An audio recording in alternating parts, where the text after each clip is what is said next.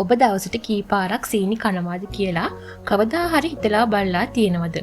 Coffee එකක්, T එකක්, biscuit, chocolate, cake, soft drink මේ හැම දෙයකම සීනි තියෙනවා.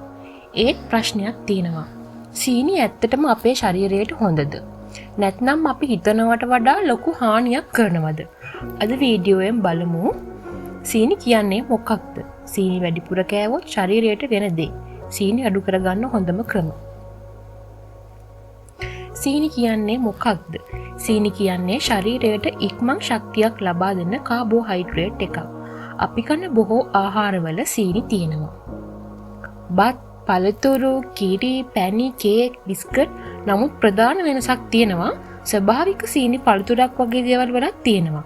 කෘත්‍රිම එකතු කරන සීනි කේක්, බීම, බිස්කට් වගේ දේවල් වල තියෙනවා. මෙහි අධික ප්‍රශ්නයකුත් තියෙනවා. ඒ තමයි අධිකව එකතු කරන සීනි. සීනි වැඩිපුර කෑවොත් ශරීරයට මොකක්ද වෙන්නේ? බර වැඩි වෙනවා. සීනි වැඩිපුර කෑවොත් ශරීරයට අවශ්‍ය නැති ශක්තිය තෙල් ලෙස සුරක්ෂිත වෙනවා. ඒ නිසා බඩේ තෙල් පිරෙනවා. බඩ වැඩි වෙනවා. මහත් වෙනවා. දියවැඩියාවට අවදානම. සීනි වැඩිපුර කෑමෙන් ශරීරයේ රුධිර සීනි මට්ටම ඉහළ යනවා. කාලයක් යනකොට ශරීරය ඒ සීනි පාලනය කරගන්න බැරි වෙනවා. එතකොට දියවැඩියාව ඇති වෙන්න පුළුවන්. හෘද රෝග. සීනි වැඩිපුර කෑමෙන් රුධිරයේ නරක කොලෙස්ටරෝල් වැඩි වෙන්න පුළුවන්. ඒ නිසා හෘද රෝග අවදානමකුත් තියෙනවා. දත් නරක් වෙනවා. බොහෝ දරුවන්ට දත් කුහර ඇති වෙන්නේ සීනි නිසා. සීනි කනකොට බැක්ටීරියා භාවිතා කරලා අම්ල නිපදවනවා. ඒකෙන් දත් විනාශ කරනවා. ඉක්මන් තෙහෙට්ටුව. සීනි කනකොට මුලින් ශක්තිය වැඩි වෙනවා. නමුත් ටික වෙලාවකට පස්සේ ශක්තිය ඉක්මනින් අඩු වෙනවා. ඒ නිසා නිදිමත, තෙහෙට්ටුව, උනන්දුව අඩු වෙනවා.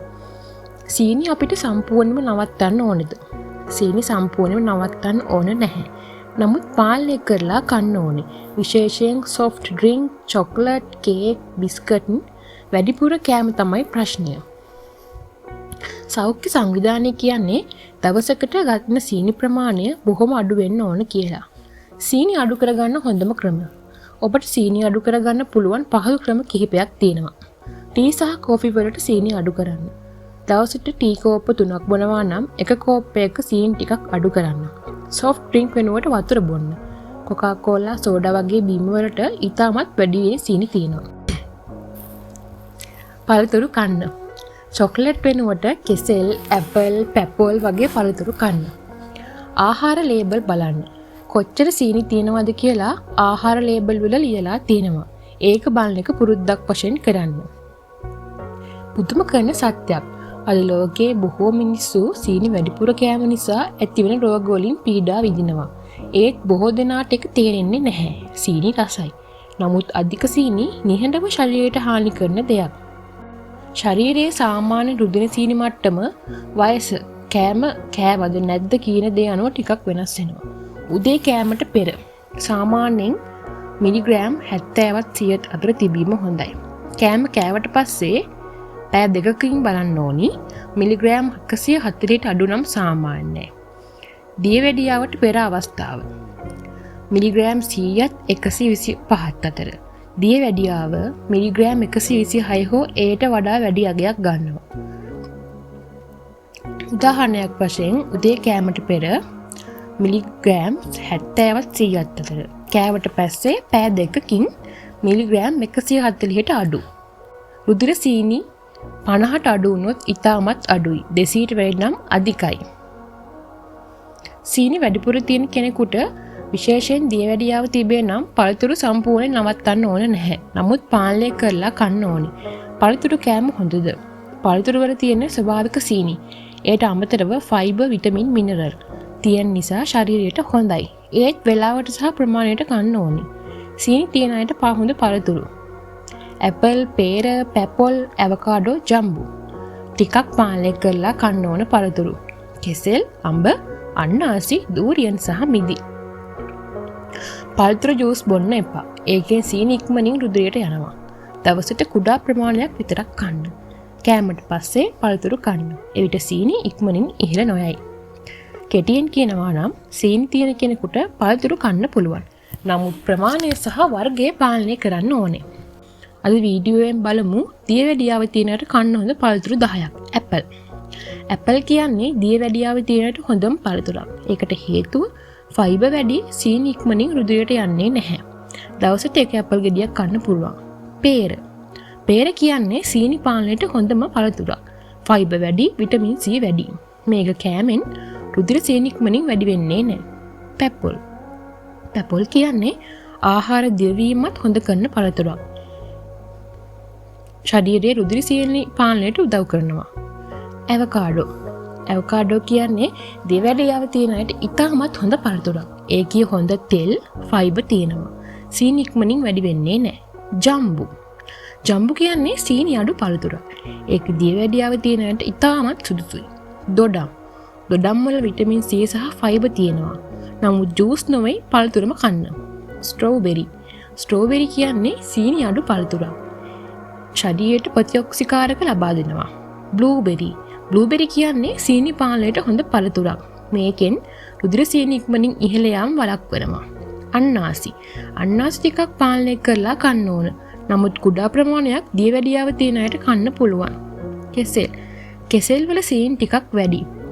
ඒ නිසා කුඩා කෙසෙල් ගෙඩියක් විතරක් කන්න හොඳයි. වැදගත් උපදෙස් 4ක් තියෙනවා. පළතුරු ජූස් කරලා බොන්න නම් මෙපා. දවසට එකක් හෝ දෙකක් පමණක් කන්න. පළතුරු කෑමට පස්සේ කන්න. වැඩිපුර කෑමෙන් රුධිර සීනි වැඩි වෙන්න පුළුවන්. දියවැඩියාව තියෙන අයට පළතුරු සම්පූර්ණයෙන් නවත්තන්න ඕන නැහැ. නමුත් නිවැරදි පළතුරු තෝරාගෙන ප්‍රමාණයට කන්න ඕනේ. සීනි වැඩිවීමක් හෝ දියවැඩියාව තිබෙන කෙනෙක්ට බත් සම්පූර්ණයෙන්ම නවත්තන්න අවශ්‍ය නැහැ. නමුත් ප්‍රමාණය සහ කෑම විදිය පාලනය කරන්න ඕනේ. බත් කන්න පුළුවන්ද? බත් කියන්නේ කාබෝහයිඩ්‍රේට් වැඩි ආහාරයක්. කාබෝහයිඩ්‍රේට් ශරීරයට ගියාට පස්සේ ග්ලූකෝස් බවට පත් වෙනවා. ඒ නිසා බත් වැඩිපුර කෑවොත් රුධිර සීනි ඉක්මනින් වැඩි වෙන්න පුළුවන්. දියවැඩියාව තියෙන අය බත් කන විදිහ ප්‍රමාණය අඩු කරන්න. බොහෝ විට අඩු බත් වැඩි එළවලු. සුදු බත් ටිකක් අඩු කරන්න. ඒ වෙනුවට රතු බත්, කුරුල් බත් වගේ බත් කන්න. බත් සමග එළවලු වැඩිපුර කන්න. එළවලු වල ෆයිබර් තියෙන නිසා සීනි ඉක්මනින් ඉහළ යන එක අඩු වෙනවා. රාත්‍රියේ බත් ප්‍රමාණය අඩු කරන්න. රාත්‍රියේ වැඩිපුර බත් කෑවොත් රුධිර සීනි වැඩි වෙන්න පුළුවන්. වැදගත් දෙයක් තමයි බත් නවත්තලා පාන්, නූඩ්ල්ස්, කොත්තු වගේ ආහාර වැඩිපුර කෑවොත් ඒකත් රුධිර සීනි වැඩි කරනවා. කෙටියෙන් කියනවා නම් දියවැඩියාව තියෙන අය බත් නවත්තන්න ඕන නැහැ. නමුත් ප්‍රමාණයට සෞඛ්‍ය විදිහට කන්න ඕනේ. කොහොමද දෙනා හිතන්නේ දියවැඩියාව තියෙන අය බොහෝ ආහාර නවත්තන්න ඕන කියලා. නමුත් ඇත්තටම එහෙම නෙවෙයි. නිවැරදි ආහාර තෝරාගෙන කෑවොත් රුධිර සීනි පාලනය කරගන්න පුළුවන්. අද වීඩියෝෙන් අපි බලමු දියවැඩියාව තියෙන අයට කන්න හොඳ ආහාර 15ක්. රතු බත්. රතු බත් වල ෆයිබර් පෝෂක ද්‍රව්‍ය වැඩි නිසා සුදු බත් වලට වඩා සීනි ඉක්මනින් වැඩි කරන්නේ නැහැ. කරවිල.